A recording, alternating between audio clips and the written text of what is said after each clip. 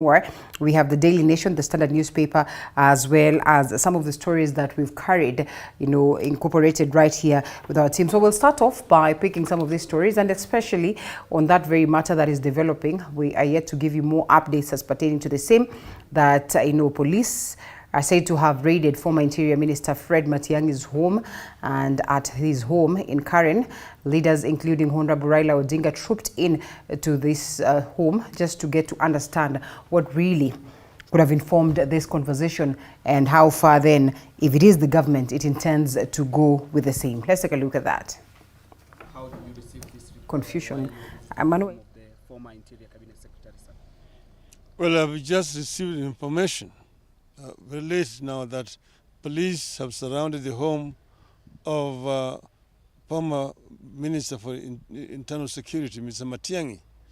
And I was shocked to hear that this is happening at this hour of the day. They say that the more things change, the more they remain the same. We are now witnessing what this country has been through before. The times of late night arrests and detentions of people without any formal charges. This is what actually appears to be coming back to our country. Because if Mr. Matiangi had committed a crime, he is a Kenyan and he lives in Kenya. There's time to go and actually serve him with a notice to appear before a police station. There's no reason why police should be coming to somebody's private residence at this time of the day when people are asleep. This means that police themselves are actually guilty of committing a crime. If Matiangi has committed a crime that warrants his arrest, actually that should be made public and known to him. And then he can even go and present himself to the police officer and for interrogation and record a statement. But this idea of arresting senior citizens at this hour of the night is something that is completely repugnant to civilization. It's unacceptable. This is completely unacceptable in our society. But I have said, and I will repeat it in a day, we are dealing with an illegal regime, a regime that usurps power against the will of the people of Kenya, imposed on the people of Kenya by one rogue Mr. Wafula Chebukati. That's why we are seeing what's happening here today. But the people of Kenya will not take this lying down. The people of Kenya must resist imposition of a legal regime on them, which now want to use the power of the police to terrorize this country. It is completely unacceptable. It will not be accepted, and we will not allow it to happen, not only to Mr. Matiangi, but to anybody else. So we are here, we will stand with Mr. Matiangi and anybody else to ensure that the law of this country is respected. Thank you very much, Honorable Prime Minister. We will allow you to... BBC, either KWS, either the police. We were summoned immediately, and upon us arriving with more than 200 advocates, we sought to the same people to identify themselves. They could not be able to identify themselves. We sought for the reason as to how they have invaded the CS's place. There was no search warrant. There was no warrant of arrest. There's no reason known in law for them to invade a private property.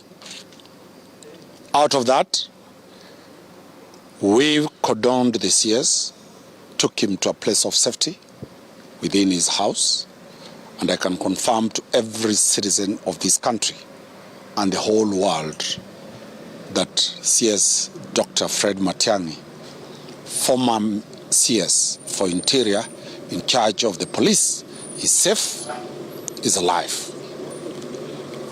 Though our client is apprehensive that such types of unannounced attack might be, one, to frame him, bring guns and put him here, say he's a terrorist.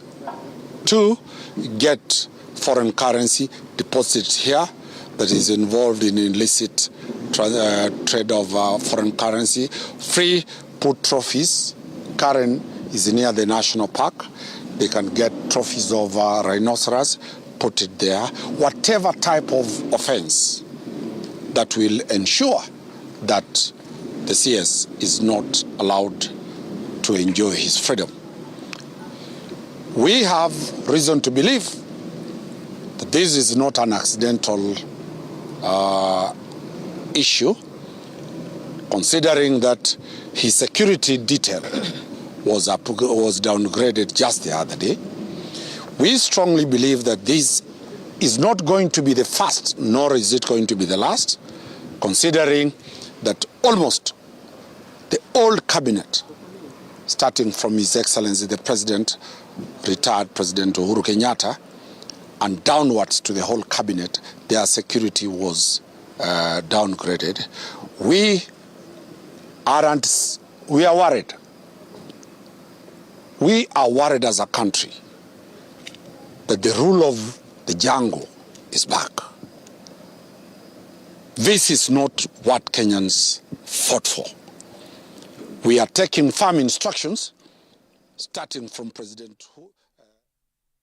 We'll look into that shortly, as well as this one. Over 30 members of parliament from Jubilee Party have made a resolution to work with Kenya Kwaza government, especially in passing government bills in the parliament. And now this came after a meeting with President William Ruto and his deputy, that is in State House, Nairobi. The president insisted on the importance of unity in parliament, saying it is a critical platform for enacting laws and making choices for Kenyans.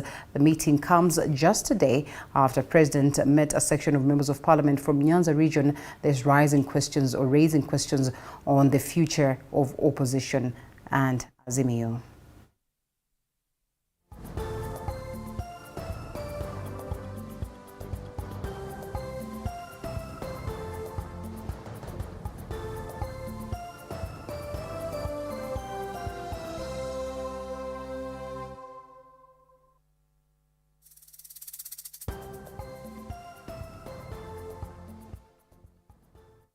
And in the same breath, the recent meeting of ODM leaders with President William Ruto and the revelation of John Mbadi that he is set to exit the chairmanship of the 18-year-old party has sparked speculations on the beginning of the end of the party. Flora Limuki explores the chances of ODM leader Raila Odinga's ability to bring his house in order as President Ruto launches a massive onslaught on his allies. With just a day before the Azimio la Umoja coalition holds its parliamentary group meeting, President William Ruto has once again invaded his former party, Jubilee, which is now under Azimio umbrella. President Ruto and his second-in-command, Rigathi Gachagua, met with 32 MPs from Jubilee Party at State House, Nairobi, after meeting with a section of ODM elected leaders. Kwa hivyo wewe kama ni kiongozi fulani ukifikiria ati kwamba utachukua safari upige mguu uende dunia ingine, usifikiria ati umeacha pengo wengine wako. This comes in the backdrop of a trouble in paradise in the ODM party, which is affiliated to Azimio coalition. But is this the beginning of the end of the ODM party 18 years after its inception? People see opportunity. And what is that opportunity? Who is going to be the next ODM kingpin? The president now seemingly embarking on a mission to persuade Raila's young allies to desert him as he seeks to consolidate support from the Nyanza region. And with politics being a game of interest and numbers, the musical chairs seem to have gathered pace, with Raila Odinga now seeking to quell the rebellion in his backyard. There's something that is not going right. And that's something that is not going right. As a leadership of the party, we may need to start getting our acts together. There's something certainly that is going off the rail, either with the leadership of the party or the leadership of the House. Even as former Prime Minister Raila Odinga continues to heap pressure on President William Ruto to resign, Ruto seems to have unveiled a counter-strategy on his political nemesis, forcing him to return to the drawing board. The divisions in the ODM party are signaling a possible succession row, as Chairman John Mbadi revealed he's ready to quit after 9 years at the helm of the opposition party. Embakasi South Member of Parliament Babu Owino seems to be warming up to take up the party leadership. This move introducing the takeover of the party by youthful leaders who have been loyal to the former premier. When young people want to take over a party, it usually leads to a split. I think the focus now is to inherit ODM and to try to create a transition in ODM to new leadership. Azimio leader Raila Odinga has been a headache for the ruling head of states. In 2007, he worked with former President Moi Kibaki after being offered the position of Prime Minister. And after the 2017 polls, Raila Odinga was embroiled in a push and pull with the then President Uhuru Kenyatta, which culminated into the famous handshake in March 2018. However, only time will tell whether the incumbent president will manage to tame the perennial opposition leader. Raila is also his teacher, and he outsmarted him in getting elected. The question is whether the teacher has found new ammunition to fix the student. Odinga's Azimio coalition has called for a retreat Thursday to brainstorm on the status of the coalition, while at the same time consolidating its base with planned rallies slated for Mavoko and Machakos this weekend. Flora Limukit, TV 47. Picking it from that, the Azimio coalition will hold a 2-day parliamentary retreat in Athi River, and of course to take stock of the coalition's performance inside and outside Parliament since last year's general election. The meeting coming in the backdrop of an imminent threat to the coalition's unity after President William Ruto raided ODM and Jubilee parties, and of course is expected to give the way forward on how to salvage the future of the opposition outfit. With the unity of the coalition under siege in the backdrop of President William Ruto's overtures to Jubilee and ODM MPs, Azimio coalition party leader Raila Odinga and fellow principals will lead the coalition for a 2-day retreat in Athi River starting Thursday, culminating in a public consultative rally in Mavoko, Machakos County. Top on the agenda is how to deal with party rebels and to save the coalition's face by whipping members to be attending Azimio consultative rallies after protests that a section of the coalition leadership has been missing in the events. The first person to be employed in this country by Ruto was who? Uhuru. Would you employ your enemy as a peacekeeper? If you want to know the genuineness of this, number one, Uhuru to resign. Number two, let him come for our demonstrations and be at the forefront. That is one meeting that would help straighten things, because we are still in a coalition called Azimio. We must always take one trajectory. If we are saying X, let's do X. Say it and do it. The parliamentary group meeting, the first of its kind since last year's general election, will take stock of the coalition's unity, rocked by internal party rifts and President William Ruto's aggressive campaign to weaken the opposition outfit by raiding its members. The coalition's affiliate parties, ODM and Jubilee, have lost a section of their MPs after they shifted their allegiance to President Ruto. As leaders, they should also be able to tell the members of parliament their thoughts in terms of way forward. Where are we as a coalition, and where do we want to go, and what are the strategies to go there? So I think that will come also from now the leadership. But from us as members of parliament, more of discussing our parliamentary calendar and how we are going to participate effectively in that calendar. The ongoing consultative countrywide rallies have also exposed fault lines in the coalition, with Kalonzo Musyoka's Wiper Party demanding the endgame of the rallies from their ODM counterparts. I would want to see a situation whereby if this movement was taking us to State House, it makes a lot of sense. But if it's just taking us again to go and agree with the ruling party, we may end up there having a conversation at the right time so that people stop going for these the so-called consultative meetings. Because I don't know, for me, I don't know the end game. In ODM, the party's internal rivalry since the allocation of committee slots in Parliament has culminated in a serious contest for the ODM chairmanship, with Embakasi East MP Babu Owino seeking to take over from nominated MP John Badi. Those who think being chairman is so important to them, let them offer themselves. I am very ready to leave the chair for them. for anybody else. Apart from taking a common position on divergent issues and dealing with errant party members, the Azimio leadership will also be issuing directives on the reconstitution of IEBC, the 2023-2024 budget, and other legislative proposals before the second session of the 13th Parliament resumes on Tuesday next week. Apul Kamau, TV47 in Nairobi. All right, and it's at this point that I get to introduce the lady and gentleman that I have on set for us to unpack some of these political matters that are in the country. Interestingly, they are all politicians, and therefore, I know largely we'll be talking about this question of politics. We have not looked at the papers, and therefore, alongside them, I hope they are able to help me as well decipher on what they detail this morning. But a majority of these stories, speak to the events of the day that are of importance for us to highlight. And so we welcome that you are part of the conversation. The hashtag is Morning Cafe at Linda_Lela TV47KE. Let's interact. Let's get your views on this. I'll be sampling them as we continue with the broadcast. In studio, I'd have begun by introducing the lady. After a very long time, we have a lady on set. But then again, I think I'll start with the gentleman because she sits somewhere in the middle. So, Mheshimiwa, it's an honor to have you this morning, as always. Honorable James Gakuya, Member of Parliament of Embakasi North. You've been well?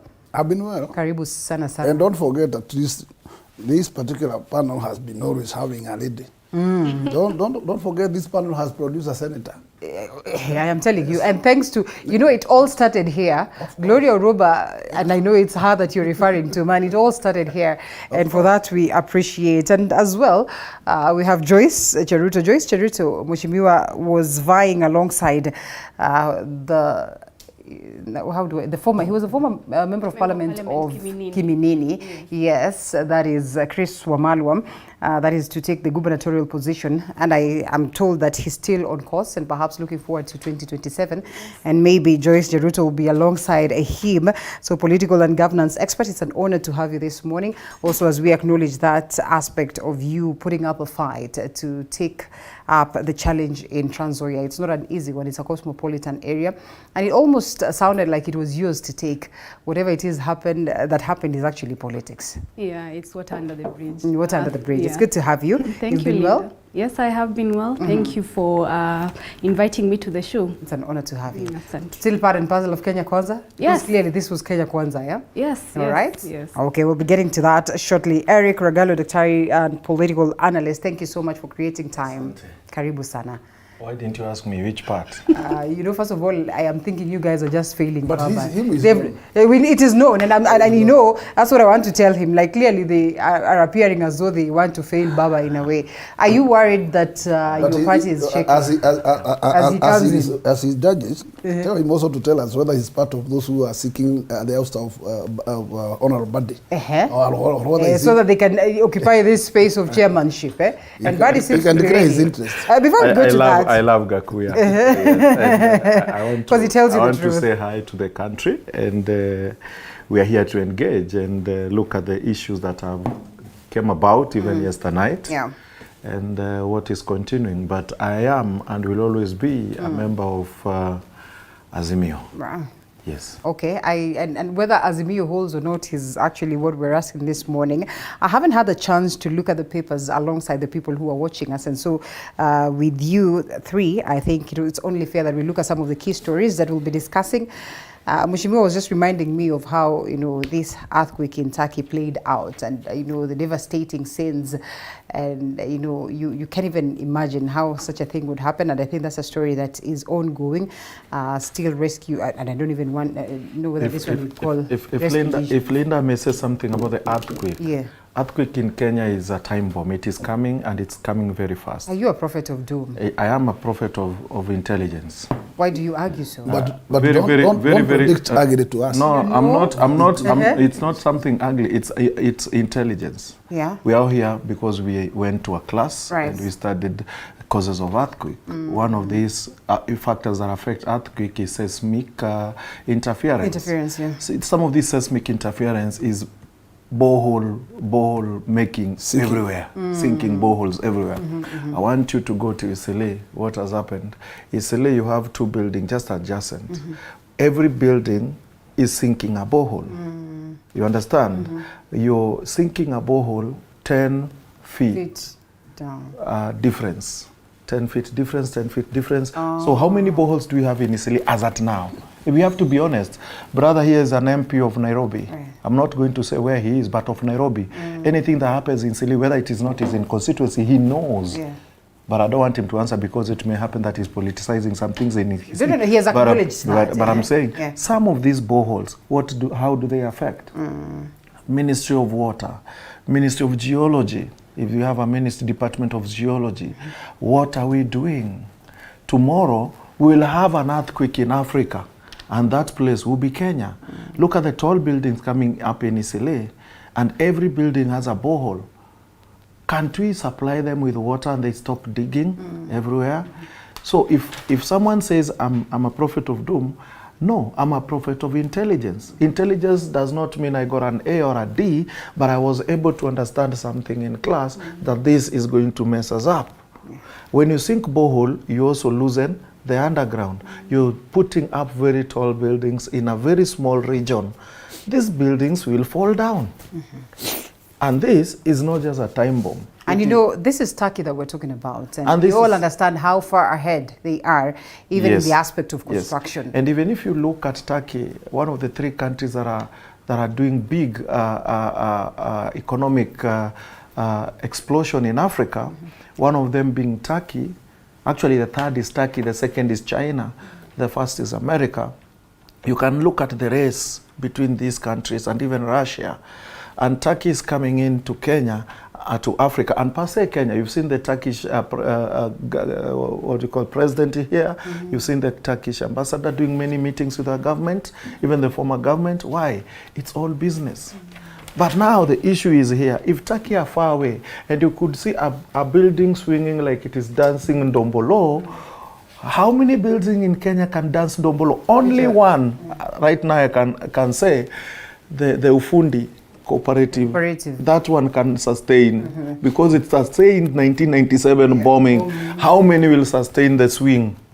Just how many, Mheshimiwa? You know, I hadn't thought about how this could come home and hit proper, and God forbid. But to a large extent, one would want to agree with what it is that Eric says, and especially in how we are just being careful, first of all, with the buildings that we set up and this digging of boreholes. And you know, I was just like sort of moving around the other day and realized just how much water is a problem to very many Nairobians, and perhaps even, you know, in the rural areas. And then you ask yourself, so what is the essence of, you know, sinking all these boreholes, if at all at this very point as well, we do not have water? Oh, thank you, Rida. Allow me to salute the viewers wherever they are watching us from. Number 2, let me welcome my good friend, a candidate for Junja, for Ruiro. This time around he must change his political strategies. Ruiro is not his space. No, he must be smart. And he must, one thing you must understand in politics, you don't serve loyalty. First of all, you serve your interest. Because actually, you may be always losing because you want to be loyal somewhere. So you're telling him to quit ODM? He need to do his calculation. And he also need to do his political evaluation and consider Ruiro Mount Kenya region. Then he must also need to capture what is required. He's been trying to sell pork somewhere. I'm telling you, mosquito. Ama arudi Nyanza. Of course, yes. Instead of wasting very many resources, he can get those home natives. There he can be assured. As much as he's in the Bamba, he's assured. And you know, this is a third-time member of parliament? Yours is third-time member of parliament. So when he tells you he has studied the ground properly. And the 3 times I've been with him here. All the 3 elections. And you know all the 3 elections we have been in. It's only He's been trying to in vain. Fair enough. Yes, and I have been always telling him, I have a big experience from a councillor to member of parliament. Just having served 2 terms as a councillor, that was a big experience, which made me also to sustain where I am. Otherwise, coming to the debate, it is very true. And actually, I buy his sentiment that once you interrupt what we call water table. Yeah. You totally adversely put the land into threat, because once you affect you dealt with that what we call ground sustainability, and you are allowed to dwell with that water table, then what you expect is very adverse results. And I totally agree with him that we must change our tack. We need to sink these boreholes elsewhere, like those arid areas, where there we can do. But at a capital city where we have a risk of this magnitude, it is totally unfair. One thing, let us agree that in fact, in the water in Nairobi may not be the soft water. Most likely it's hard water, yeah. And most likely salt. So at the end of the day, that water is maybe for other uses, but not for drinking.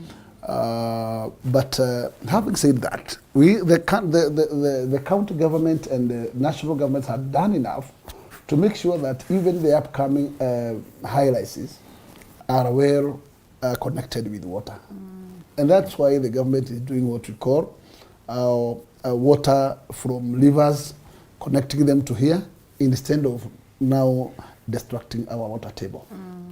So something has to be done, and especially in those big towns and in the capital city. And if we are not going to take that particular element of care to that particular issue, then the time will tell. Yes, and it's very true. Anything might rise, and you need to look on what magnitude effects that can arise after that kind of unforeseen comes. Well, whether you speak to the bosses in relation to this or not, Mheshimiwa, is one thing we'd love to know. But all the same, allow us to take a quick short break. And Joyce, Pressure Note will be coming to you shortly after this break for your sentiments on the same or any other matter that has been captured on the papers after this break.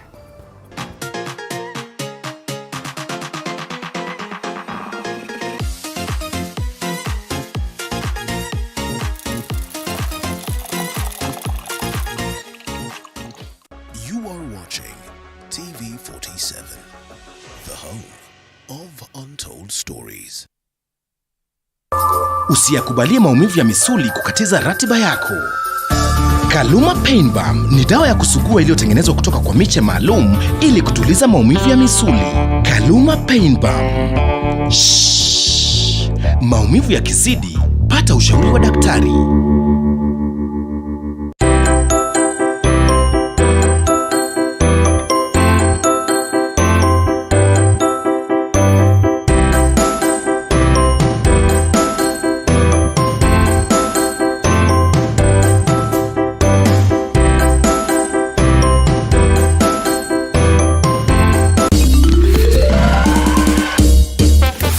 Sona moja imetengenezwa kwa njia spesheli ili kupambana na maumivu kwa haraka. Sona moja ina aspirin kama kiungo. Sona moja, kitulizo kamili. Maumivu yakizidi, pata ushauri wa daktari. Watching TV47, the home of untold stories.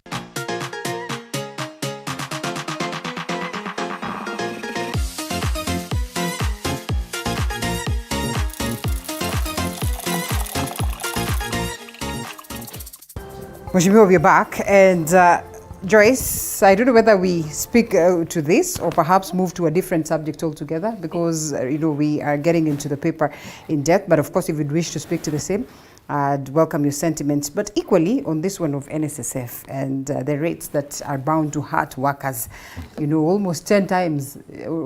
That's a big joke. Joyce. 1,000%. Yes, thank you, Linda. Allow me to greet Kenyans. Good morning. Thank you so much for inviting me to the show again. Yeah. And kindly just allow me to maybe first pass my condolence to the people of Syria and Turkey, because 11,200 lives have been lost. That's huge. Yeah, that is a big number. And I couldn't agree more with Eric about the water issue and the sinking of boreholes. But the hope that we have is that the Kenya government is in place. The Kenya Kwaza government is in place. Right. And I'm sure that is one of the areas that they will look into. And I'm not worried at all. That's what I would like to see. Yeah. All right, fair enough. So while we say that the Kenya Kwaza government is in place, the employee out there is a little bit worried, and especially when you look at this story that has been captured, that has been making headlines from the very first time this came to the limelight, that employers call for dialogue over new rates implementation. We're talking about new NSSF rates that will hurt employees' lobby. And FKE indicates that private pension schemes will also be negatively affected. And generally, we're talking about, number of times which NSSF contributions are set to increase, around 10 or thereabouts. Even the other day, we're talking about water, and water itself would be 10 times more expensive than it is today. That is a government that is in control and is worried about the interest of the people? Yes, Linda. Let's look at, we were contributing 200 shillings, right? So if someone works for 35 years, that in the end, by the time they retire, they would be taking home 85. Do you understand the difficulties that come with accessing those funds after you have retired? Have you spoken to any of the oldies or any person who's told you that they have retired and how much they have frequented the offices? Some of them actually stay at home. So you can imagine you're being told, come to the office. Before you know it, the amount of money that you're getting is perhaps, those ones that have been lucky to get, is perhaps quarter of what you're supposed to get. Because first of all, imekulwa hongo kweli kweli, sijui umelipa nani ndio aweze kuprocessia, umetravel all the way, umepiga masimu. So at the end of the day, you probably pocket quarter of what you'd have taken. I wouldn't agree more, but those are system changes that I'm sure will take place and will happen. What I was saying is, if someone takes home around 90,000 shillings, let's say the employer doubles it up, so it becomes 180,000 shillings.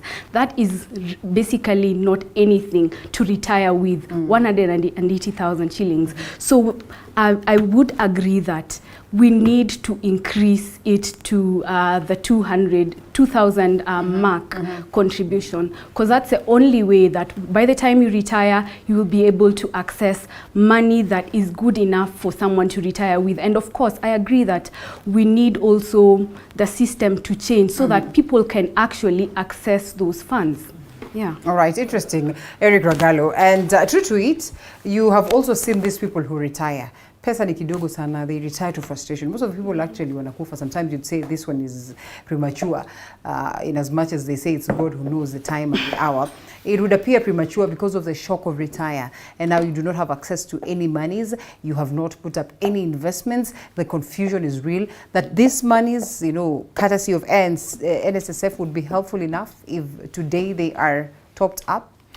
Linda, thank you. I want to disagree with my friend here. Linda, if you want to grow a country, you don't tax the people too much. You don't tax yourself to grow yourself. You will never grow. You need capital-intensive arrangement in a country so that everyone will get the money. So characteristic of a broke country. I remember yesterday, Njuguna Ndung'u, I think, saying that we are a broke country. We're broke, yes. Yeah. So what are the characteristics of a broke country? These are the things that I want Ruto to look at. There are only 14. And you look at these things, you don't need to tax people too much. Low level of income. Take care of that. How do you take care of that? Mass poverty, lack of capital formation, lack of low income of your people, heavy population pressure, agricultural backwardness, unemployment problem, unexplained natural resources, unexploited, shortage of technology and skill, lack of infrastructure, lack of industrialization, lack of proper market, mass illiteracy. And this is even hurting because we are going to privatize universities and secondary schools, some of them, and we don't have a turnaround of people from primary all the way to university at 100%. So where the other people leaving university go to, or people who don't reach university, where the illiteracy level in our country, poor socioeconomic condition, inefficient administration setup. If we do these things, we don't need to. And I agree with Libya, Muammar Gaddafi, so rest his soul in peace. And I really loved that guy. That country, everybody was able to get anything they wanted in a country. That's why Libya had 0% illiteracy and many other things. Yeah. That is how a rich country look like. Our country is a poor country. So you don't massively tax the poor person to get money to run a country. It will fail on its face. You have also spoken about people traveling and getting to see a touch of what the other, developed countries are like. Yes. They are taxed massively. But then again, of course, there's value for that. Go to Netherlands. Yes. They are taxed massively. But what is the value? Go to Switzerland. Yeah. Go to Germany. What is the Germany? They are paid 33 pounds per hour. America is $30 per hour. That is the lowest income to any person per day. Per hour is $30. I don't want to match up with them. But what are we doing ourselves?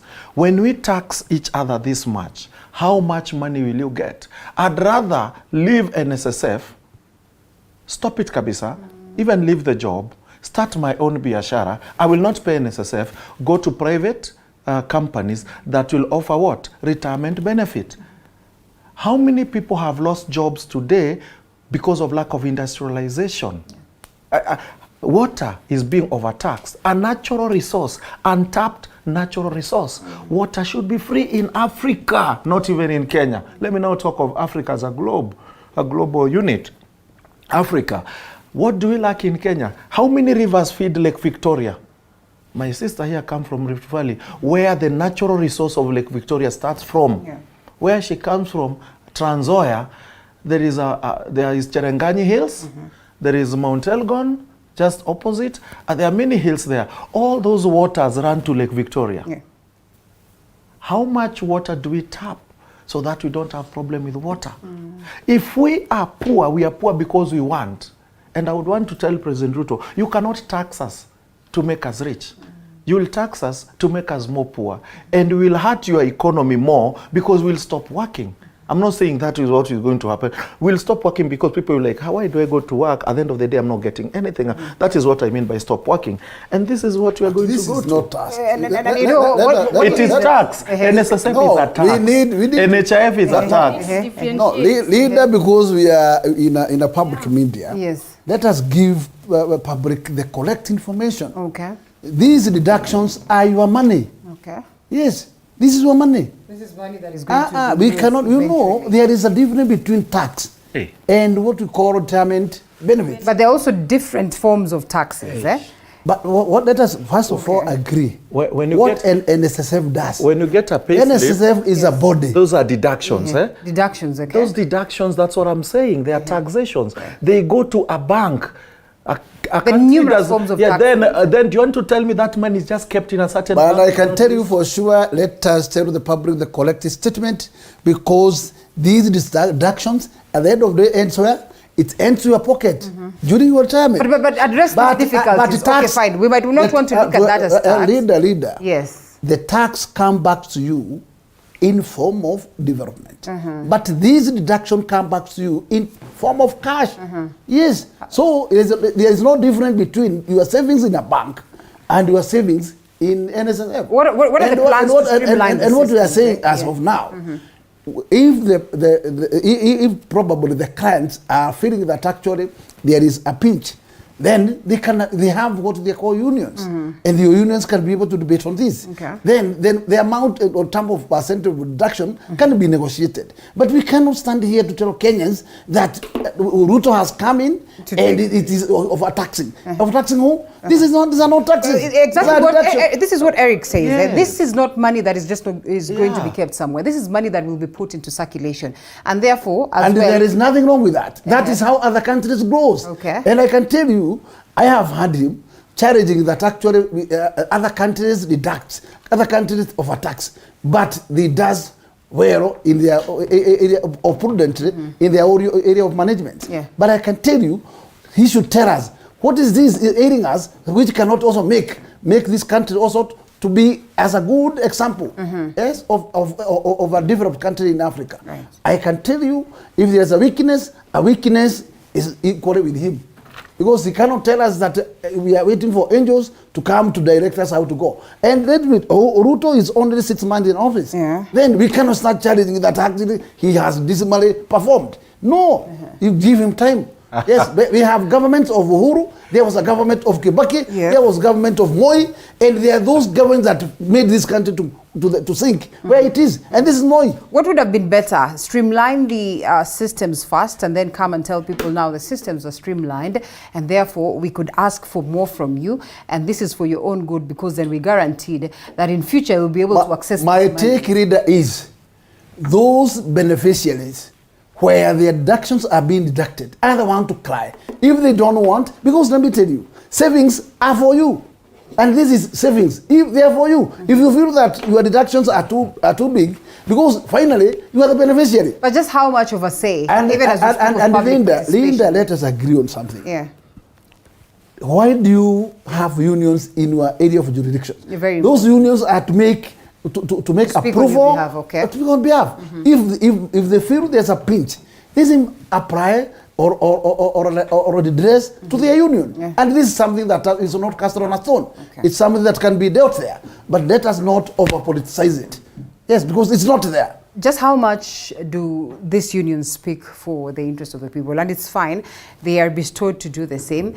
They are paid for the same. They are trusted to do the same. But I remember there's a time where we were talking about the teachers' service unions and you know, the NATs of today and the COPETs of today. And there was quite a lengthy moment of strike in the country of the teachers. And, they appeared to be so strong to address the issues of the teachers. But before you knew it, it was like what happened in Parliament at some point. The ayes have it, the nays have it. The nays seem to be having the loudest of, voices therein. But then the speaker declares that it's the ayes that had it. And therein we also had it as though the union, leadership. So you want to say there was a rigging there? Yes. Mheshimiwa, you were there. You must have, you were there at that very time. You know what really happened. But Linda, you are not there to hear the voice where it was. But the speaker's ears was actually were the one to Oh, the speaker's ears. And yes. In the same case, these unions will tell you that this is what we had. Perhaps oil. But Linda, do you expect that actually unions being part of those employers, would I agree? Do you think that actually they can be compromised to compromise their staff? It's not possible. I'm just overseeing a situation where this is good planning because you just save when you are young, young, strong, and have ability to work. And let me tell you, after 60, most of us are in a retirement stage. Yes. We require to have something that we can be able to lean on. The systems of accessing. Let me tell you, will earn 100,000 per month. Is already. If our savings if our savings are peanuts, then after retirement there is a danger. So I can tell you for sure, the wise are those who can save. Why can't we inculcate a saving culture such that we don't have to have government saving for us and we derive mechanisms that then let me tell you, kill that element of retirement packages, just kill it, earn your salary in full, get it home, and then figure out how you save on your own. Yes. Don't you think many would prefer for that to happen, Joyce, before we have Eric come in? And just also, how much can then the unions speak for us? How much of public participation would be needed in this very moment, so that we get to understand whether the members of the public would be okay with this. I don't know whether you have gotten your payslip and looked at it and seen how payee can take a lot of money from you until you just do not know what to do. Okay, what I would say is the government saving for you, this has worked in so many other governments and developing countries. And I'm wondering why we as Kenyans, why we are complaining for it's just a very minimal increment. and it's 10 for times our more benefit. cannot be minimal. It's very minimal because we 10 were times contributing the least in East Africa. Kenya was contributing the least. So what is the guarantee that, first of all, these systems, would it not have been better to fix the systems first? Fix the system, make sure that, at least those ones that are trying to access their monies right now. Linda, everything can happen concurrently. Yes. The fixing of the system and plus, also the increment. All right. So to me, I don't see if it's a big deal. Yeah, everything can happen concurrently. All right. And I think let's continue just contributing to the government in terms of our retirement benefits. Okay. All right. Linda, I'm very happy that you brought this issue of what affects your payslip. What affects your payslip is what is the minimum wage in Kenya. Yeah. And Honorable Gakuya is here. The minimum wage in Kenya is how much? And how much are you going to tax this person over their minimum wage? Because chances and are, have you increased their salaries? Yes, have you increased their salaries? Okay. Before you tax their minimum wage. All right. But it is equivalent. I wish. It is let me just finish. Let me protect me too. You've not affected their minimum wage. You're coming just as the country, the time is starting before we get to June. And you are, I'm saying taxing because basically this is removal of money from their normals. So you're going to change their house. You're going to change their number of bogas. You're going to change the number of unga.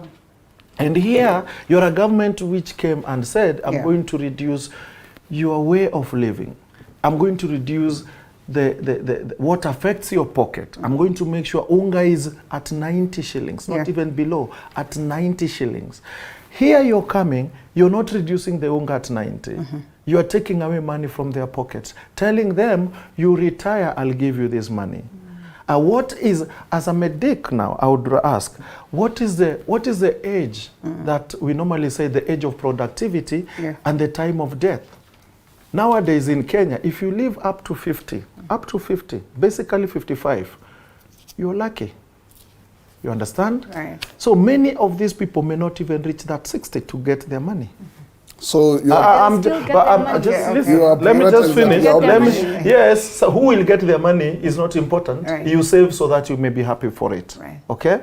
So you are affecting them. They cannot sustain their living standard at this very moment. And what is the living standard? Ability to go to hospital, ability to get natural infrastructure, water, okay? Ability to so many other things. You're already affecting them, taking down to poverty level. Yeah. What did Kibaki do? He got the situation in our country as the same. Kakoya, at 202, he was a councillor going for the last seat before he now becomes an MP. I'm telling you. When Kibaki came, he never affected the pocket. He actually multiplied the pocket. Economic stimulus package came in. Lowered levels of interest rates. Where are the interest rates right now? Where are they? Interest rates are above their head. So why are you affecting our way of life and still taxing us further? Why don't you do an ESP so that all of us get employed, get money, then the country will be richer? One thing, let us agree on one thing. Poor planning. Thank you. Ends up giving you bad results. Thank you. Asante. Planning to save is a wise direction. I could be feeling that there is a disconnect if these deductions doesn't reach to the user, or to the contributor. Because but you know that most of them at this point, let us allow something. Yeah. Last time I told you, my payslip actually is deducted 370,000 to tax. That's lots of money. So, and I don't feel pinch on this because as much as I expect that actually this money is going to be prudently used, I have no problem. In this element of employees having experienced such a deduction, it can be negotiated if the rates are too high. So to be at a level that actually they can, because at the end of the day, they are beneficiaries. There are those people who cannot be able to save money in their mobile phones.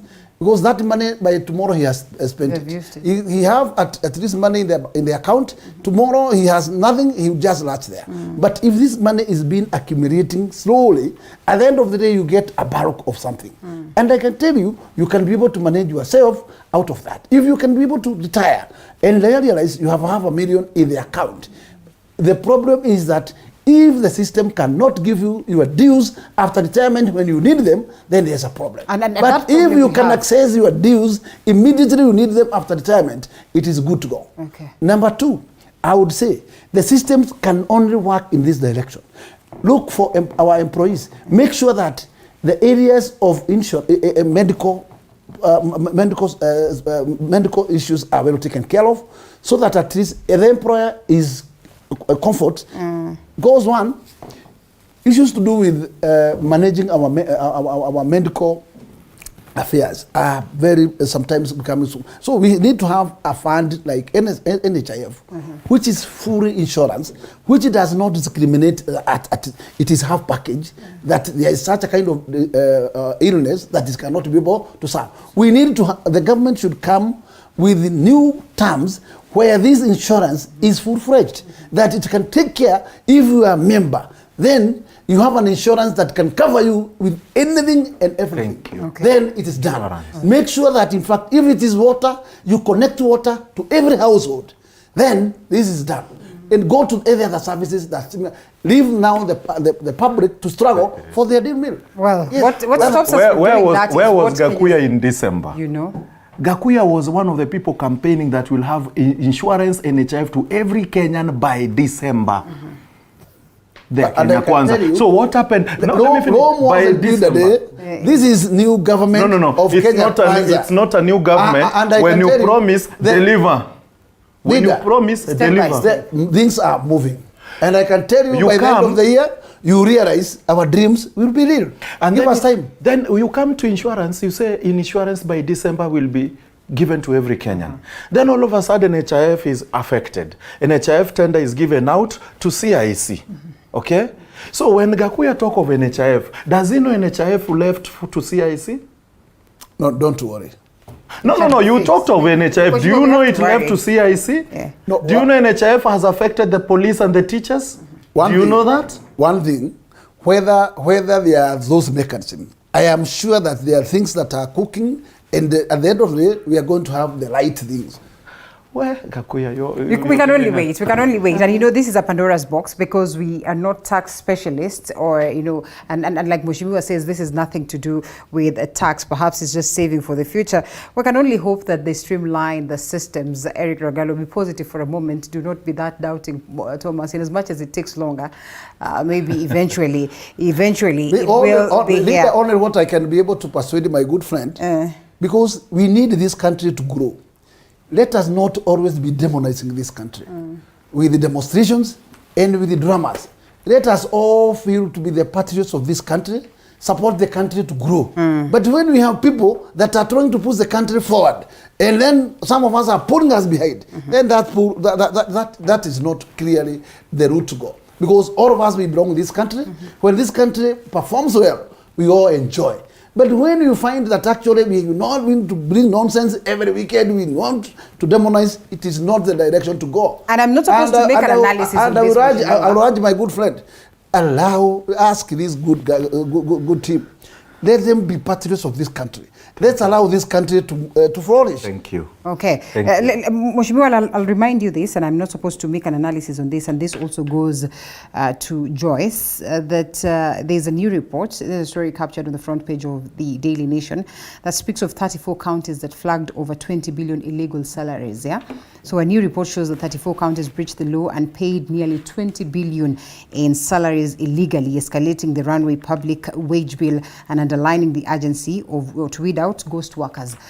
This one, if this system of devolution is not working, then you can be rest assured that if we're not going to work with this, on the structures of the systems, that we're not headed anywhere in this very case. And so perhaps, as the Kenya Kwaza government looks into addressing some of these matters that you speak of, tax, away from tax, the interest of the people, this one is crucial to be looked into. And this automatically speaks of the failures of the system, speaks of the failures of the structures. Therefore, you can not quite blame this current government, but we will definitely blame you at some point. But that tells you there are structures that don't work because we have a budget controller, a budget controller who must check whatever is placed on his table. Because no single county government can be able to access money without the approval of that particular office. Then tells you somebody is asleep somewhere. Somebody is asleep somewhere, or because somebody is working extra too. If the listed items, then you go through them and you approve. Then you can't tell that actually the counties are doing their passage. Linda, so what yes. If miss, I'm just being positive what you're saying. Everybody and everything we do is if miss. Yeah. So everything is under a system. Yes. That system is attached between the county and the national government. So you enter all the employees in a system. And these employees are verified. They are true employees and the money is paid to them. Linda, yesterday I read something very sweet on Facebook. That young men, very sweet, because I'm happy with these young men. Though what they did is wrong, but I'm happy because these are young men using their heads to think further than anyone else.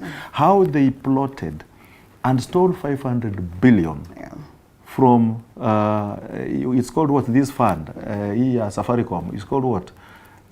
Usiite ya Safaricom. Hii hawa. Hii mpya. Hii hawa siwezi ongea juu yako. It's called what, the other one? Which one? Mshwari or what? No, it's not Mshwari. It's not Mshwari. I'm forgotten.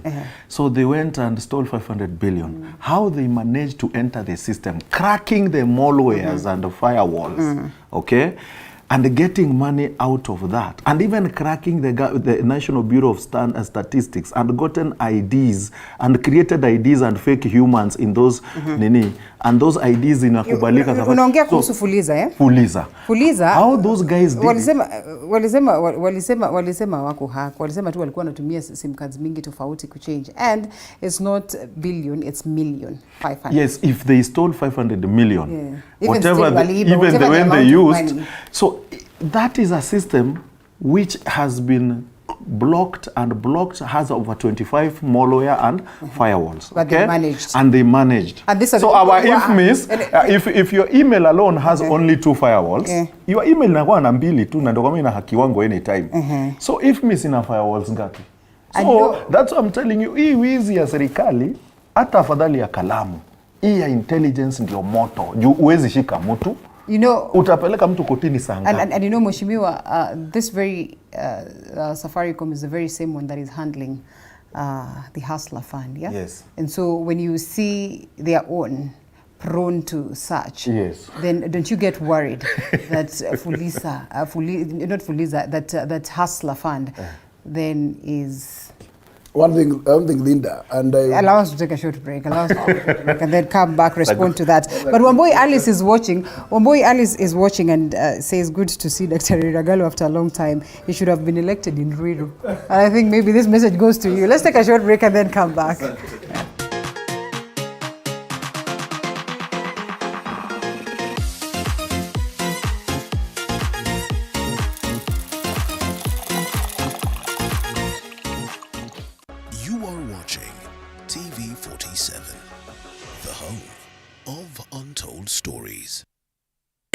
Maumivu ya kichwa na kukosesha amani?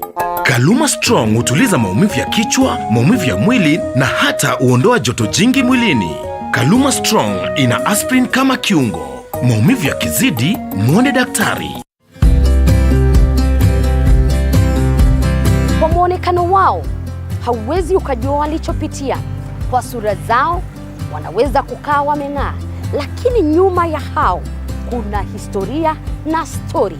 Katika kipindi Mfahamu Kiongozi tunakupa nafasi kutangamana nao kila siku ya Alhamisi kuanzia saa 1:30 kuendelea. Nami Elizabeth Mutuku.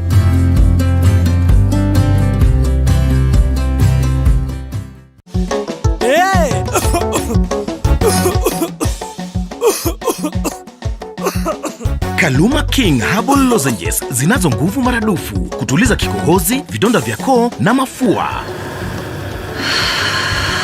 Kaluma King ni shwari.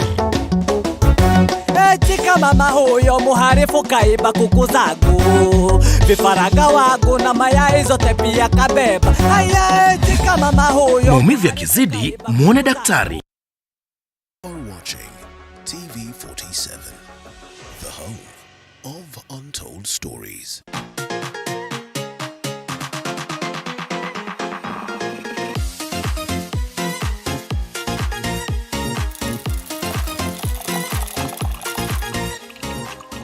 All right, welcome back to the broadcast, ladies and gentlemen. And it's good to have you this morning as well. We open the lines for you to call us live and equally drop your comments, and we sample them as we continue with the broadcast. And, you know, someone is watching here.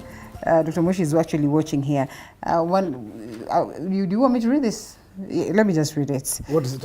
Actually, it's actually not Dr. Muheshi. Is Dr. Daniel who's watching and says, you know, Muhesh is doing a good job, and equally says that, it's Dr. Muhesh and the lady are doing a good job. This is the message that is here.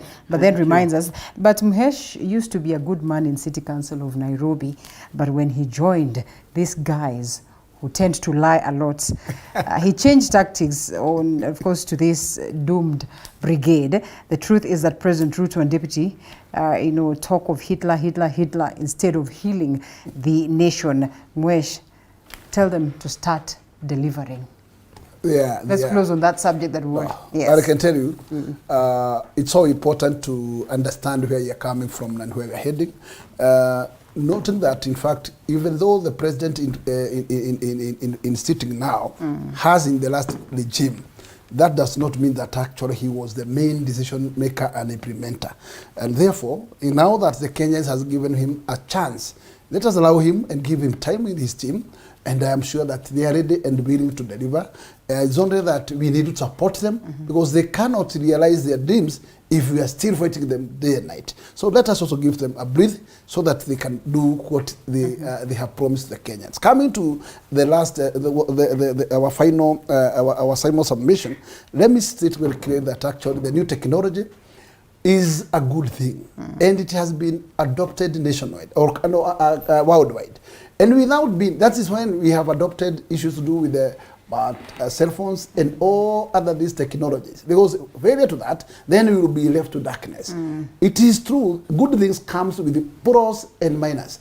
And what we call cybercrime is minus to this particular development. And it is there, and it's there worldwide. So in Kenya, I can agree with Lagaro that actually there are those smart technologists, a young technology team, which are very busy with hacking and other menace. But as we fight with them, as we keep on an eye to them, we cannot demonize the new technology at all. We should move on with our what we call digital lending, because digital lending is actually the best to go, and it doesn't have even removed those queues in the bank any longer. You cannot move to bank to find those long queues outside there because we are using this digital kind of services, which is very good to us. So what we must do is to make sure that we put measures to fight with this cybercrime, because with measures we can still win this battle. Yes, but at least wherever there is a good price, there's always some minors. And fighting with those, like 10% of this, which I am sure that we are capable of doing the same and fighting this element of cybercrime together with the rest of the world. Well, I understand that, in fact, we have issues to do with the M-Pesa, which are doing, but you still find that there are criminals there outside who cons our crimes and at least moves us with their savings.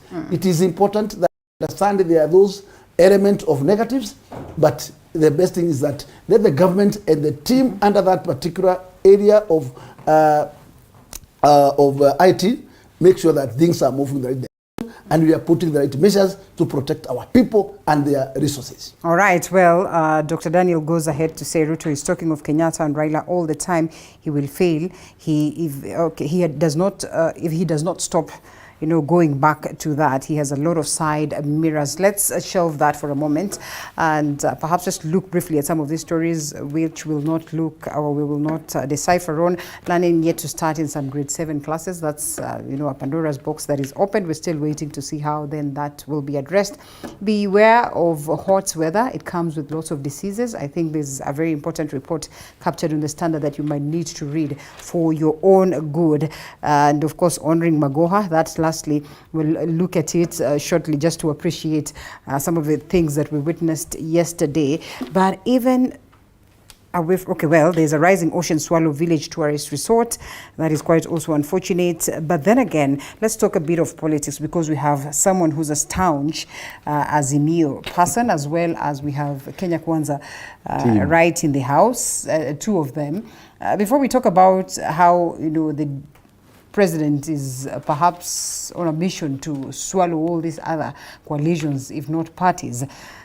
Matiangi under police siege, and I think this we were treated to yesterday night at, around 9-ish there, and, word was all around that there's been that, sort of a witch hunt for Matiangi. And so Azimio leader Raila Odinga spoke to it. And of course, the former lawyers, the minister's lawyers also as well, they all rushed to his home to address this matter. It was a night of long knives, if you'd want to call it.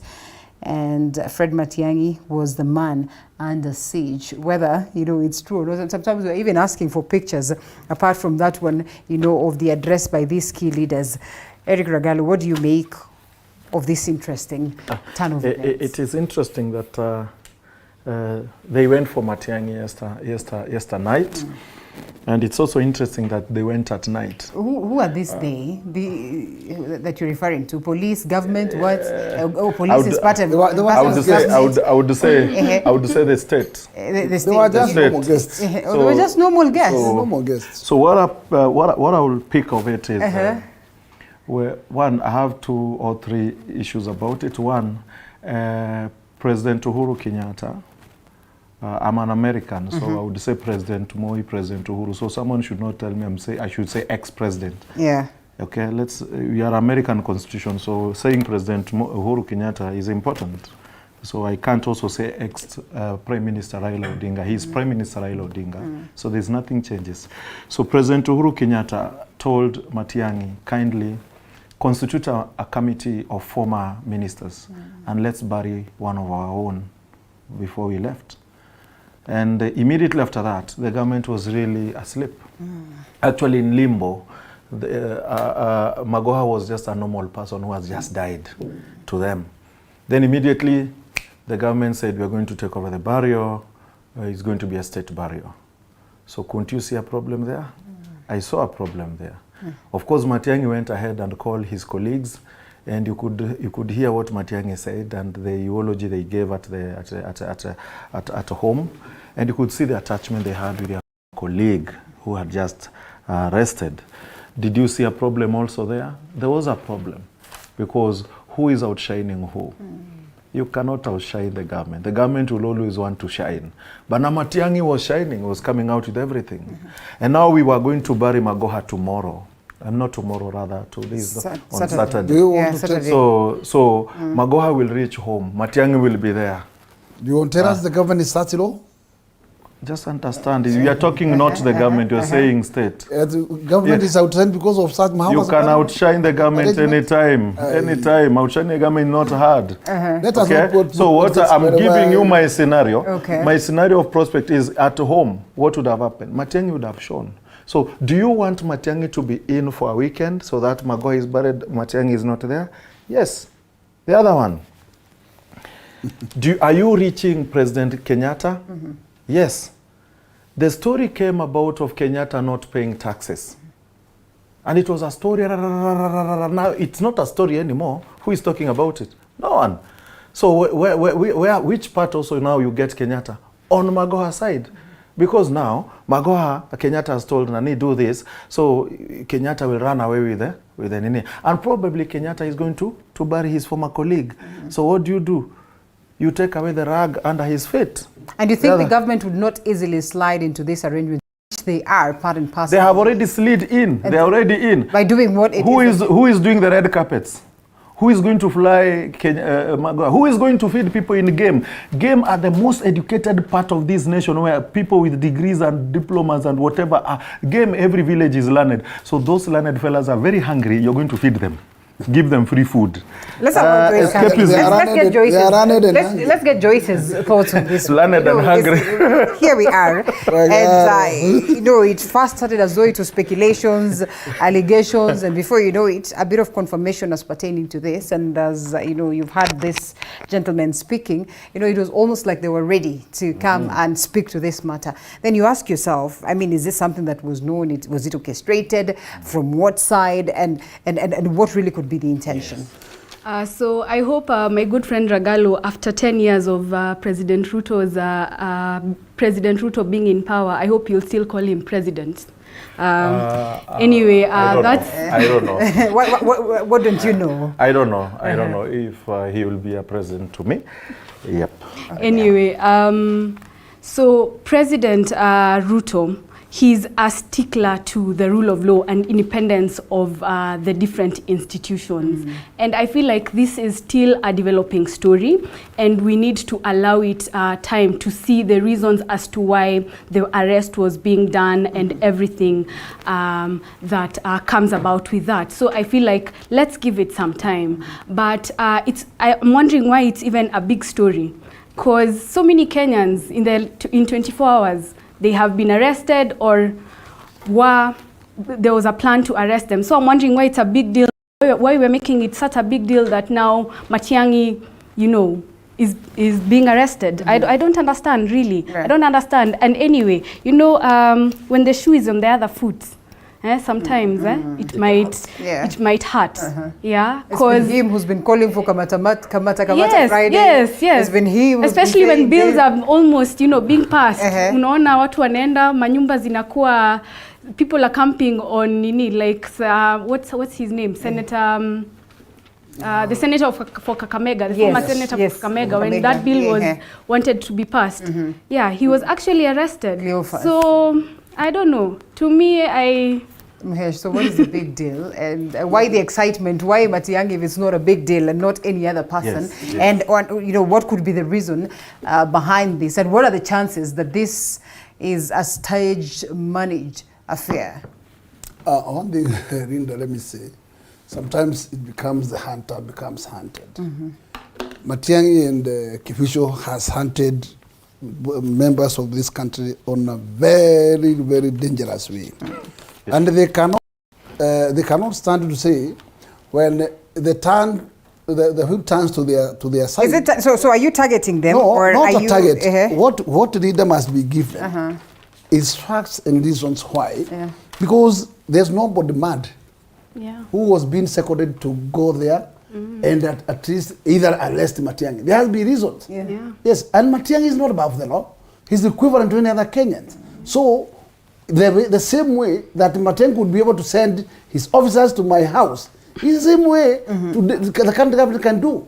And that we cannot start to demonize our security officers. As much as they have reasons why by that particular time they were found at his premises. But we cannot just stand to demonize and even making the opposition leader to wake up to lie to because one thing, the farthest Mutiangi can be taken is Kenya sales, where he has been always touching other Kenyans. You know, and let me tell you, and our laws are very clear. You cannot survive in a cell for more than 24 hours. Then you face the judge. Then either you are acquitted or you are given a bond and you are set free. But you can't say that actually they are untouchables, where the laws cannot be able to ventilate. No, it cannot happen. If you cannot arrest Matiangi has an issue with Randi in Waraka. So today this is a fact. At some point it wasn't. Billions of money to a tune of 2.5 billion. But you people were sitting in Jubilee, and one would want to argue. I can tell you, let me tell you, I will be free and I will feel comfortable when that money is being recovered. Let me speak about this and remind us of this moment, and you will correct me if I'm wrong. The time this Roraka land matter was being addressed was perhaps the first The first term. The first term of the Jubilee. Yes, yes. At that point, you people had told us that your house was still in order. Yes. And you protected Matiangi, you know. No, we didn't protect Matiangi. That's what we need to understand. And let me tell you, I was in the budget committee. I was in the budget committee. And we make our stand. And we failed to also to top up the money that actually he has been requesting for. And we recommended that money be paid back, which has never taken up place. And then later on, you maintained him as your minister, and up until the very last point. One thing there is, we have different jurisdictions. The prerogative of appointing is the executive. And the president. He was joined that roof. Yes. At the point you even realized he was promoted. Okay. To become the whatever. Anyway. Executive order number one. Executive order number one. And those powers lies to the super minister appointing authority. Okay. Let me read this. Let me read this. That sometime in 2021, Matiangi speaks of, this. He says the police have all the rights to proceed and search every house and to arrest any individual that they believe has committed a crime. Let us not politicize the work of our police. So now his words against him. That's what I'm trying to say. Is that what did Matiangi do? If he has a problem with corruption, we have the anti-corruption authority. Did they summon Matiangi? Has he been summoned to anti-corruption? Has he gone to give evidence or some? But this conversation has been there. Let me finish. I let you finish. How do you know? He's not been summoned. How do you know? Summoning is because you can't defend Matiangi that he has not been summoned and you have no clue. We had the lawyers speaking yesterday. If the someone was there, perhaps Omari spoke. I can tell you. Omari spoke. The lawyers knows where this business very well. We have been told that he's there with over 200 number of lawyers. You couldn't see them. You're protected. Brother, I was in Karen. You were protected. I was in Karen. Yesternight. Yes. So I'm telling you, we were there. Baba was there. CEO of Jubilee was there.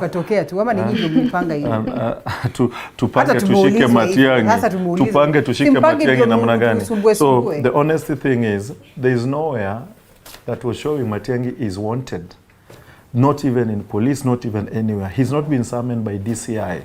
So why arrest Matiangi? That I'm saying is more of political, and it has to be played political as it comes. The issue I'm having here is... Don't compare these. The issue... yes, it has also to be. So the issue... so pity. The issue comes here. The issue comes here. We had Geoffrey Getahi Kariuki, 1978 to 1982. Was the Minister of Internal Security. Nahashon Kanyi Waithaka, 90 to 92, you are there. He was a Minister for Internal Security at the dark time of Kenya, 1990-92. You know what happened then, before even multipartyism starting. We had Chris Murungaru, 203-205, John Mishuki, 206-208, Saitoti, 208-2012. 2012, we had Nkaiseris, and then now where we've reached. Nahashon Kanye Waithaka, nobody summoned Nahashon. And remember 1990-1992, brother, Mheshimiwa, what happened? We had arbitrary arrest, killings, Ouko death, and many other things. Nobody summoned Nahashon, or even when Moi left, nobody went for Nahashon. Nobody went for Getahi Kariuki. And we know what happened between 78 and 1982. JM death and many other things. Nobody went for Mr. Godfrey. We know what has happened up to now. Nobody has ever gone for Internal Security Minister. Reason being, Internal Security Minister really sits in two important committees. One of them is Security Council. The guy knows our country like the palm of his hands. He used to get, just listen, this is historical, brother, you should have said this. This guy... These ones are not lovers of history. Historical, they said yes. But yes. So having said that, having known history and everything about our country, these are people you let go because of the information they have gathered and they are fed information. But just how many people are going to go against the law in the name of so now, are you going to go for this guy for political expediency? I mean, now the question is, just like the other day, the guys, sorry to use this word, and it's very crude, the guys from Mount Kenya were very happy because Uhuru was gotten for, and everyone was going for Uhuru's jacket. So it was a war to be happy, who is more happier than the other in Mount Kenya that wameendea Uhuru. And I was in a set with two senators, Senator Muranga and Senator Nyeri. They were very happy. Uhuru alipe deni. Very happy last week on Monday. I want to see Akisi, who will be very happy to see Matiangi ameendewa. Because these guys, they can't protect the reality. There's a general feeling that they are now building Matiangi. Because yes, they are building Matiangi. Are they building him? And whatever it is that Eric Regalo speaks to, very, very important, you know, issues that are being brought to the fore. And I mean, even the junior police officers, if you'd want to call them junior, most of the times are so protected because of the secrets that they hold. Yes. So in this very case, a negative precedents that we have set, or just how best do we handle such senior citizens in the event of such an occurrence? And if they are found culpable of, you know, perhaps conducting corrupt activities, heinous acts while they are in power? Well, Linda, I would like to stick to my initial submission that this story, it's too early to even contribute or say anything about it, because sidhani polisi walikuwa na kichaa wakienda kwa nyumba ya Matiangi to arrest him. There's definitely a good reason as to why they were there, and we don't know it as of yet. So I feel like it's too early to even interrogate this issue. And it is on record that the president has said that his government will not be part of witch hunt, and that they will not weaponize institutions like the police. So I know that this is not a political stunt. That I can say for sure, because the president has said it on record that he will not weaponize. Institutions should not weaponize. Yeah. All right. So, okay, so we can only wait. And I think my last mail on that is that we still, whether you have served from such a security committee and you have whatever information, that does not give you a certificate to misuse an office. If there is something that actually you did wrong, if any other Kenyans can be followed, you can equally be followed. Mheshimiwa, you know you have complained here of the question of witch hunt. How will you approach this? But I am telling you, I have been always waiting to see Matiangi paying back 2.5 billion. Is it? But the EACC at some point says they do not have a case. Yes. Matiangi has no case with them. You know, the president, so to speak, one would imagine that perhaps is the one who made a phone call and said, please do not proceed with this. So what makes you think then that this is a whole different matter? And maybe there's not a single time that this case then anyway. The parliament have equally duty to do the investigation. Let's talk about the parliament, and I'm glad that you bring it here. you. Let's talk about the parliament. Yes. And this conversation of all Jubilee members of parliament and some of the ODM members of parliament are going to see the president because they have to be working together with the government so that they can deliver to the people. And we all understand the functions of the members of parliament, legislative, and of course, you know, it's about oversight and representation, that perhaps they really do not need to be in tandem with the executive for them to perform their duties. Why would they want to go there so that they're in good books with the president so that they can deliver to the people? What is this that they intend to deliver to the people? One thing is that in fact nobody feels nice to be very far away from power. The reason is one. What is this good thing about being close to power? One thing, if you are elected to serve your people, and our systems are not equivalent to the US fashion. Because as much as we borrowed a lot in our constitution, you realize that in fact, to realize development in your constituency, as a member, you must knock doors. Because we have governors who are at least they are under the 2 tiers of government, who are being entrusted by a constitution to deliver the services down there to the people. And they are not doing this. If they are not, and you are a member of parliament elected, you still watch your constituency suffering, then you have a duty to work and knock doors. What do you mean suffering? In this case, no. I am saying that in fact, you feel, you need serving your people. And these services are being entrusted or are being put in the county government, which they don't deliver. As a member, you just watch your people suffering. You do not. They need a bridge. It's not there. Then you have no package for that. You should knock door to the other service deliveries. So when you're knocking, must you be in the same party with them? Must you align? One thing, to be in good books with the government does not mean that you are being compromised. Okay. Yes, and there are two different things. You need to be at least in those good books, so that in fact, wherever you need to serve your people, those doors are open within that practice. Because surely, being so liberal to the government, how do you assist yourself as a member and you are already elected? Okay.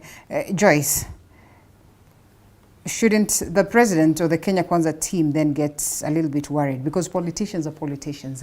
And therefore, in as much as they're not being compromised, them coming in and appearing to be friends of the government so that they can get some of these goodies back home, does it not mean that they're coming in as enemies within, and they will sit in there perhaps to gather information and to take to their king, or to destabilize the government from within? Don't you get worried? Let me tell you, Linda, President William Ruto is a political genius. More than the Right Honorable Raila Odinga, he's a student of the Right Honorable Raila Odinga. That's why he beat him. That's why he beat him. Yes. Of Moi, so the student He's becomes better than the Yes. teacher. Yes. He's smarter than the teacher. Okay, a political. Yes. So while others were doing little to nothing during the parliament recess, he was getting his house in order because he knew that there were certain bills and regulations that needed to be passed in parliament. And he clearly said it, that he has the housing fund and the water purchasing agreement that now that the Jubilee MPs have come on board, that he would like them to assist in passing of those bills. So for me, I think he's a political genius. Yeah, and some were sleeping on the job. Okay, interesting, and we'll come back to that. Eric, this is a reality. In as much as we might say, well, of course, doesn't mean that they are compromised. We also understand that the law does not allow them so much of liberty in terms of this, and especially if elected. But there is something that actually has been overseen. This element of dependency. You have an independent judiciary. You have an independent legislation houses. You have an independent executive. How do you operate independently if your parties have those powers to demonize you, not to follow your own thinking, but to follow a certain direction? We must leave these parties off so that parliament can operate independently. And a member elected can serve his people. I hope such cuts across. Let's take a short break. Eric can come to that. Okay.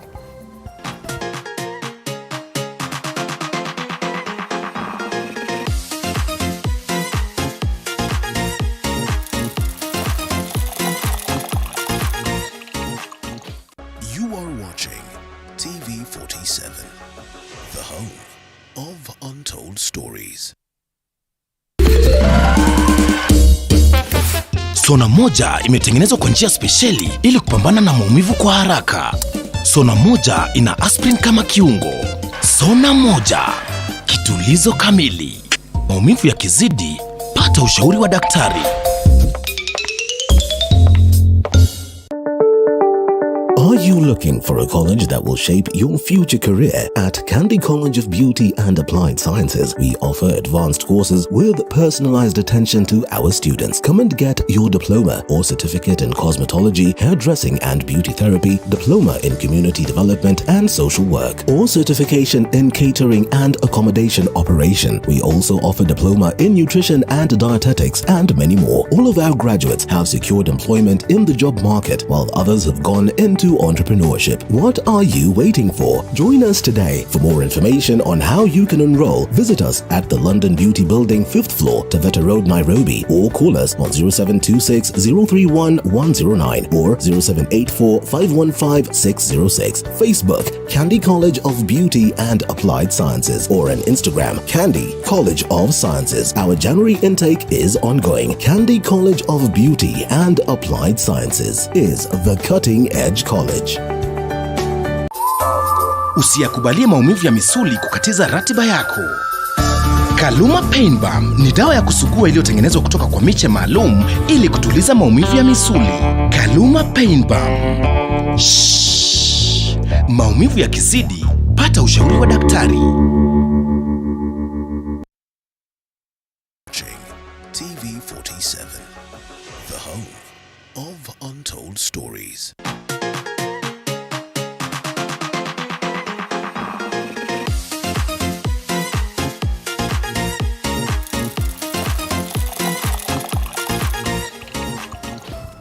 All right, welcome back to the broadcast, and this should be the last laps of this very segment. Joyce is with us in studio, Eric as well as Horn Gakuya. And yes, Eric Regalo, I know you are banning. First of all, nyinyi kama mnadanganya baba, but you know why I'm saying this and why I'm asking this is just that what is the fate of Azimio, genuinely speaking, and ODM to be precise, and especially when you see the political genius, as Joyce would call him, yes, now doing his game. And he's been very categorical. I have hosted his chairman, that is Johnston Muthama, who says that they are keen on making sure that they have a very strong, formidable party, the CCMs of today, the ANCs of today. But they are going to break up and join UDA. You have seen, yes, that's basically it. Yes. That is the end game, yeah? Yes. And as it is, you can see that the president has managed to somehow neutralize the parties therein in Kenya Kwaza. Mr. Ruto will not neutralize ODM. He's saying, Mr. Ruto, don't worry, it's just President Ruto, yes. Will not neutralize You ODM. have called who president, you have called Raila Prime Minister, and then you call the president of the Republic Ruto, you are of calling Kenya. Minister. So that's a big disrespect. What I'm trying to say Eric, you is... will not, you will, okay, fine. Proceed. You're in, it's within your rights. ODM will remain ODM. The onslaught on ODM is not starting today. The onslaught on ODM started even by Kibaki. When he lost the referendum of 2005, he went ahead and even appointed people, ministers from ODM. And he failed terribly. Remember? And come 2007, the politics was hotter than he had underestimated. So when Uhuru came in, okay, back then in 2013, he tried the same, appointing arbitrarily people from Wiper, okay, ODM Kenya then, and even ODM. It's not a wonder that this is still happening today. But if it is true is happening, which is it, because Jalango attested that he was called directly by Mr. Ruto that he should attend the meeting in State House. And he decided to attend. And by what Jalango said yesterday, shows that there's money in State House where you go get money to go and build the CD classes. Whereas you're given CDF to do the same work of building, taking care of education system. That's what some of the function of CDF. Yeah. So I don't understand what Jalango was saying. But looking at the today's paper, yesterday, Wednesday, February 8th, 2023, there was somewhere written that Hustler budget, how Ruto government spent 4 billion on luxuries after poll win. Okay? So, and you can understand the State House budget has gone up to 8.8 billion from 4.6 billion that was initially. So you want to say the money is to compromise you members. understand why members are running to State House. But easier than done and said. Isn't that their money? Easier than done and said, we are going to make the government work. And making the government work does not mean that those people who have gone there have gone with the people. The people remain there. I'll give you an example. MP Game was in State House, okay? Game is in Siaya Town County. So Game people have gone to be with Ruto.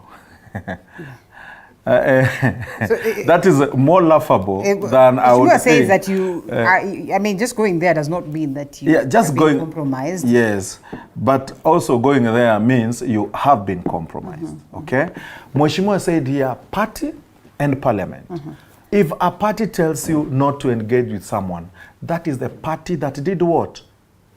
That took you to parliament. Yeah. And the party that directs the party affairs. So the party affairs is we are delinquing our association with the lady here. So if you link yourself with this lady, you are a pariah. I'm sorry, I'm using just an example. Okay? So that is it. There's a difference between party and parliament. When you go to parliament, now you decide if the party have an issue and have an interest in a certain bill, you talk about the party line according to the bill. So Gakuya knows these things, but Gakuya is putting his head in the sand, telling us that now Raila is controlling. I want to ask Gakuya, why did you guys remove a clause where you can do arbitrarily sell a state asset without going through checks and balances in parliament? Was that a parliamentary issue, or were you told to do that? And in your mind, you know you can't sell a state affair thing without having done that. And that question comes in here. Before you make any step, you have to talk with the people. So why, again, was that a party issue, a UDA, or was it a parliamentary issue? If that Gakuya give me a solid answer about that, then I'm like, okay, now you can sell anything you want. Can you allow to respond? Yeah, you will get a chance to respond. Leader, what I would just say very categorically, assume Raila Odinga became the head of state. Does that mean Mount Kenya members of parliament could not pay a visit to State House because Raila Odinga is the one in the State House? So is does it not jeopardize the aspect of party? Is it so crime that members of rural community who are elected members cannot make a trip to courtesy to the president? It's certainly not a crime. It is not Luo community. MP Kamukunji is a Luo and is ODM member. Must we politicize any such kind of gesture? Really? Apana. And then we stand too low. I gave an example. That's why I gave an example. I give a readings. MP Kamukunji Hassan was in State House. He's an MP on which so let's party? Just say He's an MP in, let's talk about ODM parties. Not, yes. and fair enough. And Mheshimiwa, and let me tell you, yesterday's visit to State House, I have not seen any single word underlined there that the members defected. The members paid a courtesy call to the head of state. What's wrong with that? How much of a danger is it for, say, a nominated member of parliament? Perhaps these other ones would say we have a mandate of the people, and therefore you cannot stop them from seeing the president, who's the head of the state, and perhaps any other party, for as long as they're not defecting, because it's clear if it is about shifting parties, then it's as good as you have to go. And Linda, we are talking about development. Development is in State House. Order, my friend. And can't people just get development without having... Lagaro should tell us something, really. So you want to tell us, forget about politicians. Okay. We have those people who elected a leader, but they never elected the other party. Yeah. So you need that. You don't tell us when the president pays a visit to such a region, that's wrong in law. Equivalent, those people can pay a visit to settle. It belongs to them. You see, the president has been in Siaya, and all the leaders in Siaya spoke of it having been done with the blessings of the right honorable. Thank you. But my question is, must we go to rule that we must be seeking permission from our political leaders? Yes. Even to pay a courtesy to the head of state? Yes. Is it not this is wrong. Is it not fair enough? Yes. And what makes you think these members of parliament... Assume that there is such a bad blood between the head of state and such a... Linda, allow me to come in. Yeah. So there's a difference. Even Mheshimiwa Jalango, the member of parliament of Langata, said that there's a difference between development and politics. Yes. And there's a time for politicking and there's a time for development. And politicians come 2027 will not be judged as to how many maandamanos they went to or which party they were elected in by, but they will be judged by what they have done for the people, the development programs that they have done for the people. So it is clear to distinguish between those two. And he said that him as Jalango, if he goes to Kibera for, let's say, a rally with Raila Odinga, people will not cheer for him because he is there, because probably the water project that people of Langata need has not happened. But if he does not go to, let's say, a rally, but he manages to do a development project in Langata, and the rally still happens, and Raila Odinga goes there, that people will be happy because the water project has happened. So he's clearly saying that it is a time to develop your constituents, and that is what every... That's what is so hard about these developments coming to the people without the involvement of their leaders. And that is not to overlook the importance of the leaders. That is not to overlook the mandate that they were accorded by the people. We keep on saying that any member of county assembly should be able to have their wards developed whether they are in good terms with the government. But you know the mandate of each member of parliament is oversight, representation, and legislation. So they have to represent their people. They have to. So when they go and see the president, they are going there on behalf of their people. Yes, they are going there on behalf of their people. To see development that can easily be done without them having to meet the president. To of course state what their constituents need. What the needs are. Yeah. Okay.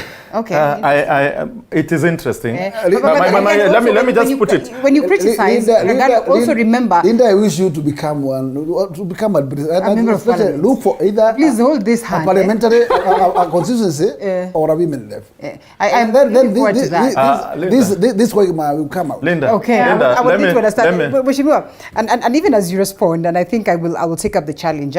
Remember the Right Honorable Raila Odinga, if we have to go back to the handshake, because anyway, everyone goes back to the handshake, perhaps went there, handshaked without mentioning this to any of these members of parliament. It was a surprise to them as it was to many Kenyans. So if these ones are going to go without his blessing, what is the big deal there? Linda, you are a member of ODM party, okay? You now, so I'm giving an example. Yes. Of Darajambili constituency. Let me put a constituency that is not even there, something like that. So you are supposed to meet, Wiper Kalonzo Musyoka. Yeah. And you go arbitrarily have a meeting and And Wiper Kalonzo Musyoka is the president of Kenya. So when you represent them, you're going to represent them as a member of parliament without portfolio of ODM, you put ODM aside, or you're going as a member of parliament ODM, representing ODM constituency to a Wiper government that you're going to negotiate with to give development. But just let me finish. No, do you represent the people or the party? For the party, okay. Listen, when the people voted you, yes, they voted. And the people can vote you without party. No. In this time and age, and I think you started by reminding Ragalo. Yes, please, I live this is Central Kenya. Yes, so please do not come and sell ODM. He said on set. You said that, and so in this case, you cannot overlook the parties cannot become hindrances. Let me just finish. Gakuya, proceed. Hold brief kindly. Let me finish my statement. So now, let us not glorify parties too much. I want to tell it is not possible. So vehicles. It is not possible. So the question is, my sister, we are not in 1992.